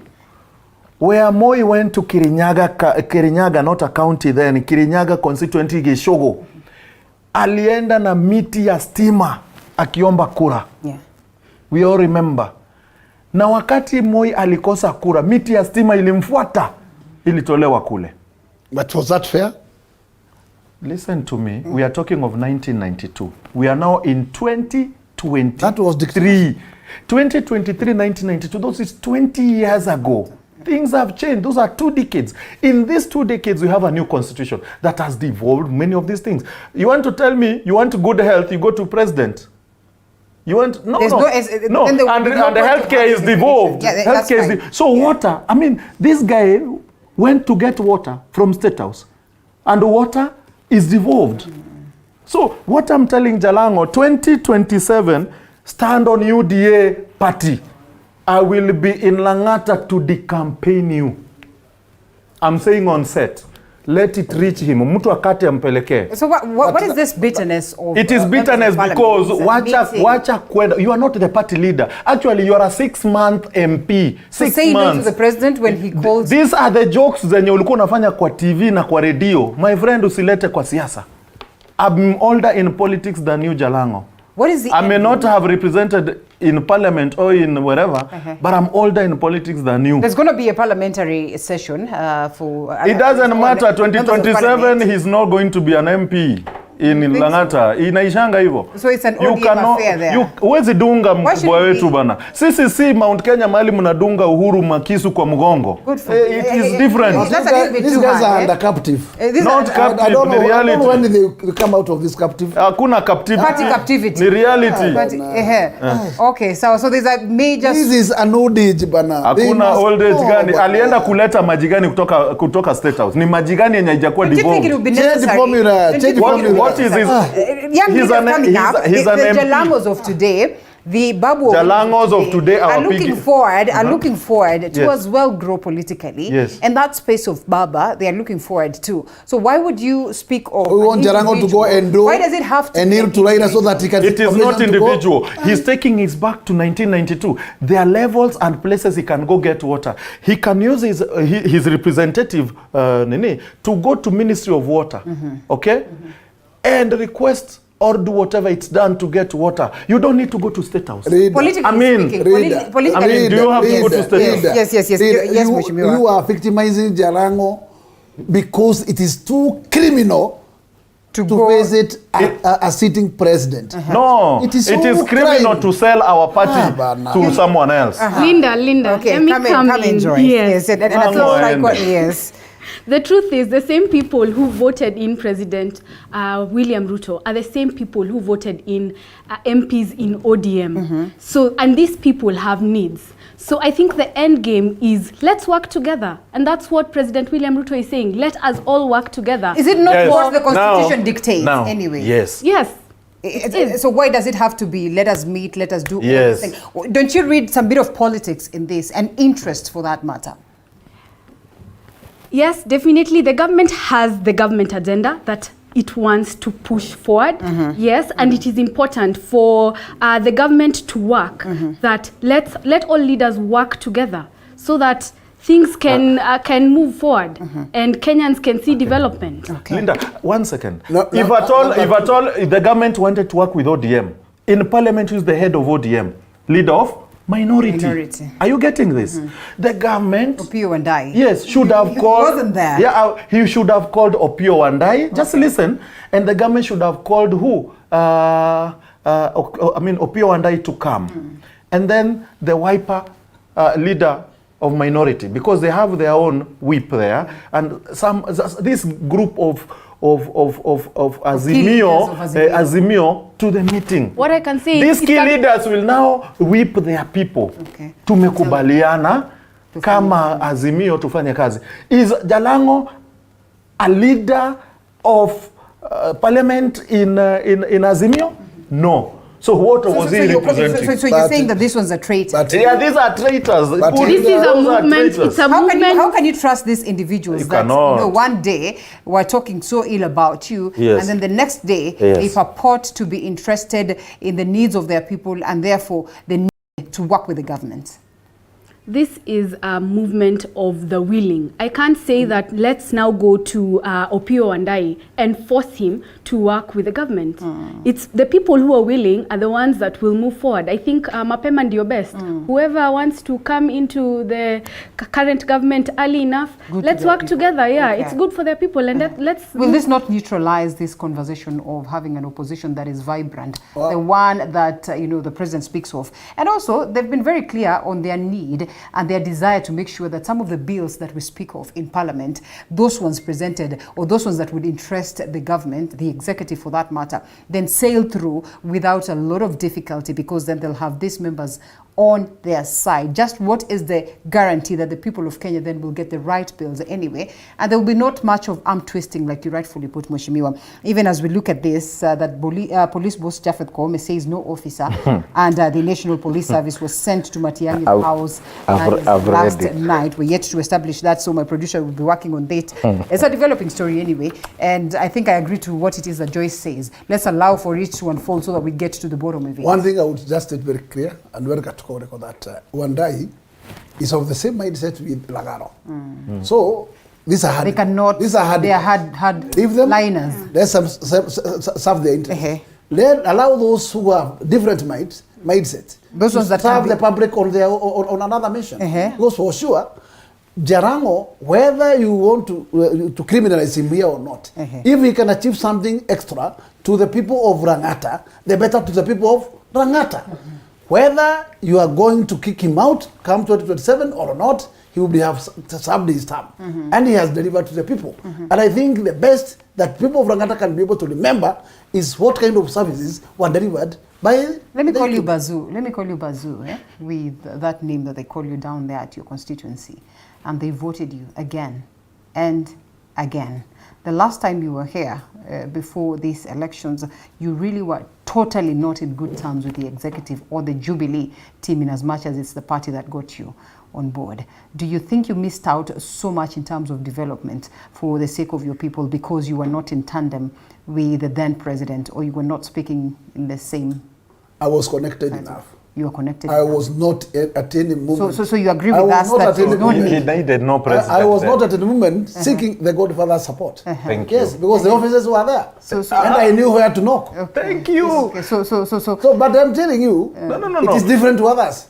Maybe they do not know how to. They do not know the right officers to know. Yes. Jalango definitely does not know these officers. But my subbing on this is that, in fact, it is not a crime. It is not a crime to have a cup of tea with the head of state. And when you see baddies speaking the way at the end of the day, we don't have two presidents in this country. That's one. And let me tell you, it may take longer. Maybe if Lagaro will be always only happy when Raila will become one. Even what about if not? Does not mean that people from his region stronghold will never benefit or cannot be able to benefit, have a cup with the head of state. I am benefiting. No, order, my friend. Order, give me a room. So Legaro cannot see any single interest because what he's seeing here is only politics. And this is what he wants to sum up with. But I am telling you, there is so much beyond the politics. Because as much as probably Ruto is looking for numbers he has already have. But I think what's wrong with Ruto? If he can be able to command 2/3 of the house, there's nothing wrong. Linda, hatutaundiwa barabara because hatukupigia Ruto kura matumpendi. Hatutauziwa samaki Ulaya sababu Wajaluo hawampendi. Itakuwa makosa. Sigara yetu ya Homa Bay ama ile sweet potato ile wa viazi tamu ya Homa Bay haitapata market. You know, this guy what he's trying to say is it's wrong to be opposition. It is right to be in opposition, and it is right to, we are actually in the parliamentary system. Who tells you I'm not in the government? I'm in the government as much as the parliamentary system. And I want to ask this, Joyce. Does it not contradict what it is that the president spoke about when he says he wants a vibrant opposition, a strong opposition? Yet he is busy weakening it, because clearly strong opposition is not throwing stones every other day. It's allowing the government to work. It is a watchdog, but not the kind of behavior that we are Which seeing. behavior? So how will Jalango, perhaps watch or perhaps oversee the activities of the government if there's going to be any and highlight them? But such a scenario. But underline the word independent. And I don't know why we focused on Jalango and overlooked all these other game members. Underline the word independent. Okay. Jalango was elected by people of Langata. Very independent to serve them independently. Under ODM. Yes. Under ODM. He was not independent. Listen, allow me to finish. Okay. It does not mean that 100% supported him in Langata. Probably he was supported by 55% or 52 or 50%. But he became the member of Langata. Is it a crime when other members who did not elect him to be served by the same member? It is not. It's not. If it's not, is it wrong that because Raila never become the head of state, it's too wrong for Jalango to have a cup and discuss issues of Langata with the head of state? You know what pains me with Jalango? I was in Kamukunji when Raila was to finish the meeting in Kamukunji. And I'm very sorry, brother, you keep saying demonstration. When we come to demonstrate, we will tell you. We are still not demonstrating. But someone said that this is not going to give so much fruits if it's not demonstration. No, we are, before. What I'm saying, so they will become Rwandans. Waharibu Kenya, ishe, wahame. Makosa. So when it came, Raila was going to close. The crowd demanded, Jalango. Aongee. Sifuna was on the mic. Jalango kuja. He was nowhere to be seen. Jalango literally decided not to attend Baba's meeting at the neighboring constituency, which was larger Langata before it was shoved out of Langata to Kibra constituency. Okay? He decided not to attend. Then a day later, you see the guy on a court jaywalking in State House. And now you want to tell me Jalango is a good man. Politically, he has burnt it. So is that not your mistake for always picking wrong people anyway? Not mistake of picking wrong people. The mistake is he was picked as the right person for Langata by the Langata people. Okay? Under ODM. Okay? So if he's in good books with his people, why do you have to care about whether he's in So his people voted him in ODM. If his people wanted to vote him in UDA, he should have gone. You have seen the kind of support he enjoys. You think they would not... I want him to enjoy henceforth. He enjoys in the helm of Raila. Okay. Yes. You think so? Because the shadow is Raila. You think so? I want him to enjoy it alone. But Linda, I can tell you for sure, it is important also to consider that the agenda of Mukunji meeting in Kibra, maybe that is what made the member not to appear. Because the agenda was not agenda good for Kenyans. It's an agenda which was just to demonize and destruct the nation. If that is the agenda you want every member who was elected with a vision to follow, that is not the way to go. And even as we continue to condole with the family and friends and generally the entire nation upon the demise of former CS for education, I think we have clips of what played out yesterday.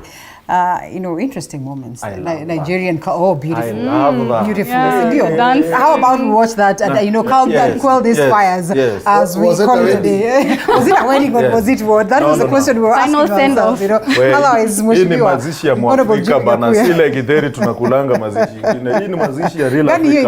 Githeri si wa Afrika. Githeri baridi. Linda, I have ranted about watch this. Let's watch that one. Tuongezee sauti hata mjatupe sauti hapa man. Githeri baridi. Hakuna sauti hapa kwa nini? Hakuna sauti? Imaiwari. Haina sauti? Simtuwekee tu. If they do it on Saturday. It will be done. Luos will dance with them.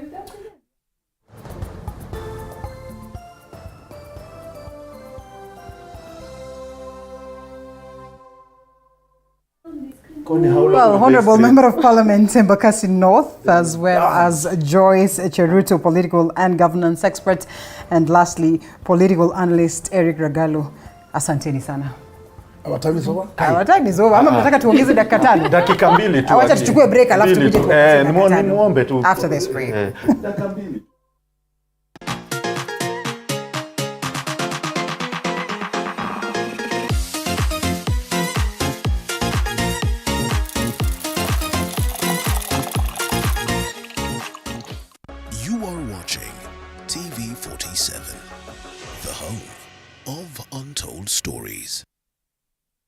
Kenya University takes pride in being an academic giant with some of the best infrastructure, imparting knowledge to the best brains in the country and the region.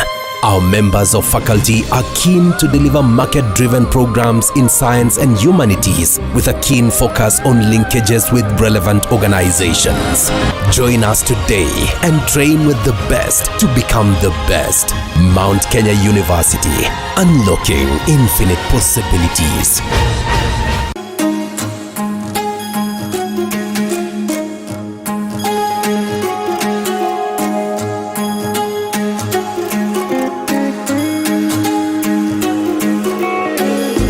What is it about wildlife that is so captivating to us? Why do wildlife encounters stir powerful emotions and memories? Why do some of us dedicate their lives to protect wildlife? This center is there to connect their precision and the challenges that may be facing the wildlife. You find that some of the species that used to exist, if it were not conservation, today we may not be having black rhino in Kenya. We celebrate these animals and the love that people have for them. Catch TV47 Wildlife every Friday at 8 p.m. You are watching TV47, the home of untold stories.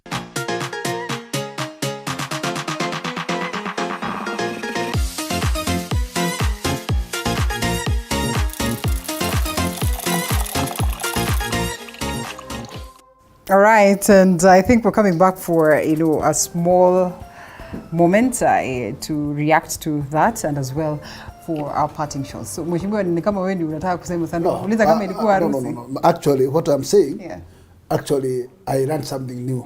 You know, it's always important to discover something something fresh. Because yesterday's event, to me, is a historic. That in our tradition, during burials, we mourn, and that's why you find that those who are mourning are totally in black. But when you see men and women in white is in wedding, and you see the jovial that was there, then that sound of tells you that they are the traditional. There are other people who believe otherwise, and it was. I can see, to me it's a case study that tomorrow it will not be seen as if we are against our traditions when at least we'll be having such a caravan. Right. Yes. Otherwise, I learned a lot, and I would say, kwaheri Baba Magoha. And that's true. You must have seen this beautiful lady who spoke, you know, ule mjaluo wa huko Nigeria, kona kiburi kweli kweli. Anasema, hey, you eat well, dress well, look good. Please struggle not to die. You know, that's a beautiful thing that amidst these troubles of life, the pain and all that, there's something to be thankful about life. Yes, clearly there's something to be really thankful about life. And it even made me reflect, and I was like, wow, I think I would want my send-off to be like this, a festive for everyone. Yeah, and I could see the widow was really, into the dig. Yeah. And it's just, and Magoha has, fairly done a good job. Right. So I think it's befitting. It is. Yeah. That's a good way to destroy them. Yeah, I know. I agree. That somber moment and all that, that's true. What I'm happy about is somehow the similarity between the Nigerian Igbo community and the Luo. We dance during burials. We mourn, we'll cry, yell for 5 minutes. We will cook big nice meal. And I think it's all across. Is it Igbo only or Yoruba? Yes, and even Luyas do that. Well, we cook. Kama sasa for example mimi nikianguka ng'ombe na msikuje kulialia hapo Linda, ulia dakika 2 then from there sherehe. Tugonge. Changaikiwa hapo, sorry, naitwa nini, busa. Kunywa busa, furahia. Furahia the life you lived with that person. You mourn, yes, but that person we believe has gone to a good place. I'm also happy to have seen the guys wearing white. They look ghostly. You will see that on TV, they look ghostly. What does that mean? The spirits are equally happy to receive the other spirit. We call it teroburu. You remember teroburu? Yes, of ours? Yes, so we go mocking the spirit. Me, I'm happy. I'm happy to have seen the similarity. And I want to tell Kenyans, don't count days. Make days count. That's true. Live today kama mjaluo. Kama ni TV, nunua TV. Kama ni gari, nunua gari. Yes, sababu wanasema ukikufa umekufa mara moja. That's true. So live kama Muhammad Ali. Kama ni kiatu usinunue. Kama ni kukula wakati wa sigi very kula. Celebrate. Chinja ng'ombe. Chinja ng'ombe. Gentlemen.